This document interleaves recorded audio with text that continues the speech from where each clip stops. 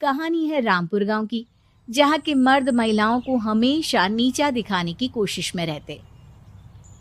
अरे अभी तक खाना नहीं आया, क्या मुझे एक और शादी करने की जरूरत है? नहीं जी नहीं, ऐसा मत करना, वरना मैं कहाँ जाऊंगी। खाना लेकर मैं अभी आई जी। गांव की पंचायत में भी फैसले हमेशा औरतों के खिलाफ ही रहते। मैं जो फैसला सुनाता हूँ वो भगवान की आज्ञा होती है। इस लड़के ने अपने मन से शादी करके अच्छा नहीं किया। लड़के को घर भेज दो और इसकी शादी इसकी जाति की किसी लड़के से करवा दो, लेकिन ये लड़की, इसे तो गांव के बाहर निकाल दो। नहीं नहीं जमींदार साहब, ये क्या बोल रहे हैं? ऐसा नहीं हो सकता।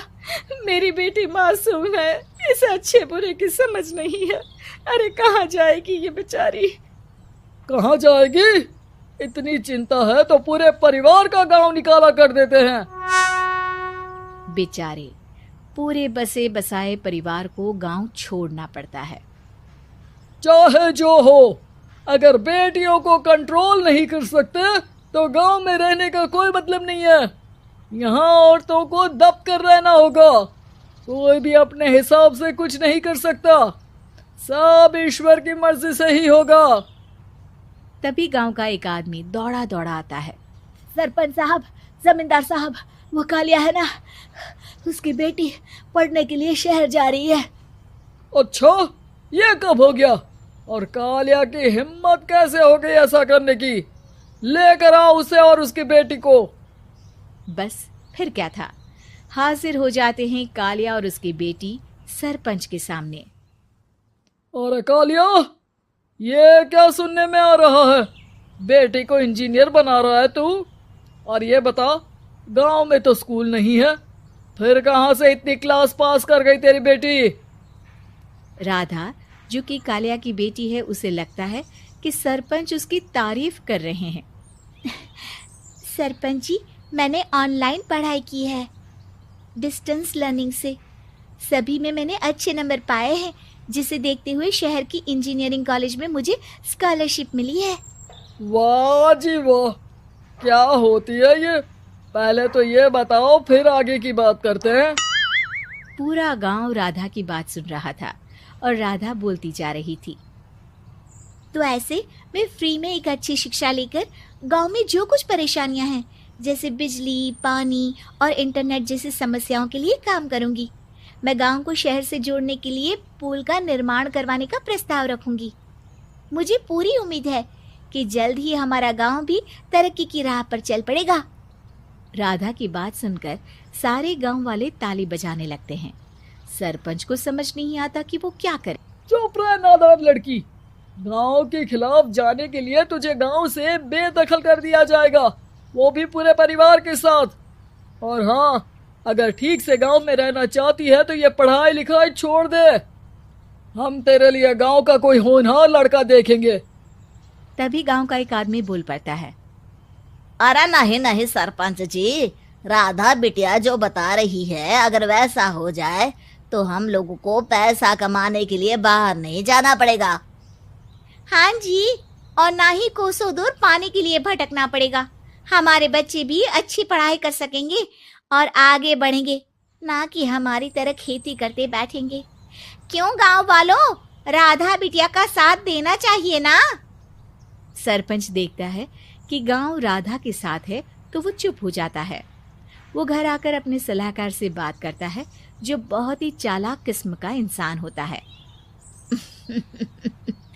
अरे सरपंच साहब, आपको बहुत ही होशियारी से काम लेना पड़ेगा। एक बार गांव तरक्की कर गया, यहाँ के बालक पढ़ लिए तो कोई ना पूछेगा आपको। और फिर ये जो बेटा और बेटी है ना आपके, इनको भी आम लोगों की तरह ही जीवन जीना होगा। हाँ, लेकिन करे तो क्या करे? वो ना आप मुझ पर छोड़ दीजिए, बस मैं जैसा बोलूं करते जाइए। अगले रोज सुबह जब गांव वाले सोकर उठते हैं तो राधा के घर के बाहर और साथ ही वो लोग जिन्होंने राधा का सपोर्ट किया था, उनके घर के आगे लाल रंग से कल आऊंगी लिखा होता है। कल आऊंगी, यह क्या होता है? अरे यह तो खून से लिखा है, लगता है कोई भूत प्रेत या चुड़ैल का साया है। चलो सरपंच जी के पास चलते हैं। सभी सरपंच के पास जाकर उसे सारी बात बताते हैं। अरे ये तो बड़ी मुश्किल की बात है। चलो मैं एक बाबा को जानता हूँ, उन्हें बुला लेता हूँ। सरपंच बाबा को लेकर गांव के घर के बाहर जाता है।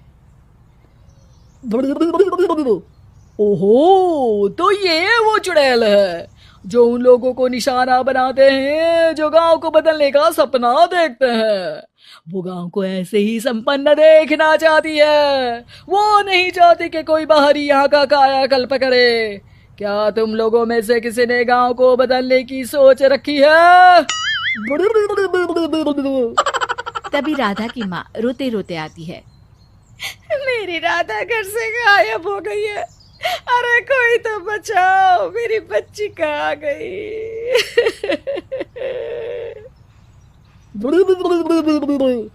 ले गई वो चुड़ैल, तेरी बच्ची को ले गई। अब वो उसे श्रापित करके छोड़ेगी, उस पर चुड़ैल का साया हो जाएगा। तभी बुरी सी हालत में राधा भी वहां आ जाती है। उसके बाल चुड़ैल की तरह फैले होते हैं और कपड़ों में खून लगा होता है। सभी राधा को देखकर डर जाते हैं। माँ, पता नहीं मुझे कौन उठा कर ले गया था। अरे दूर दूर हो जा चुड़ैल, अब हम लोग इस गांव में नहीं रुकेंगे। अरे कैसी बातें कर रहे हैं आप? कल तो आप मेरे भरोसे गांव का हुलिया बदलने, अपने बच्चों को पढ़ाने और तरक्की उन्नति की बात कर रहे थे, तो आज क्या हो गया आपको? ये फिर तुम लोगों को बहकाएगी। ये चुड़ैल गांव में आ चुकी है, ऐसे ही ये तुम्हारे घर के बच्चों को भी ले जाएगी। गांव वाले राधा को गांव से बाहर निकाल देते हैं। उसके माँ बाप रोते रहते हैं, लेकिन गांव वाले नहीं मानते।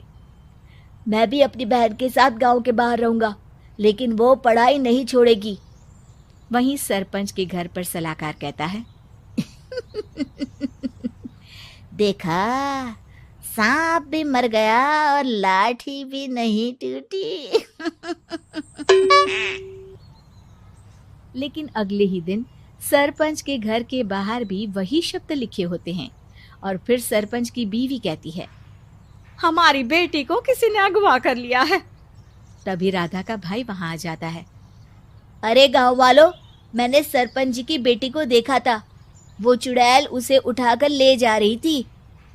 अरे क्या मजाक कर रहे हो?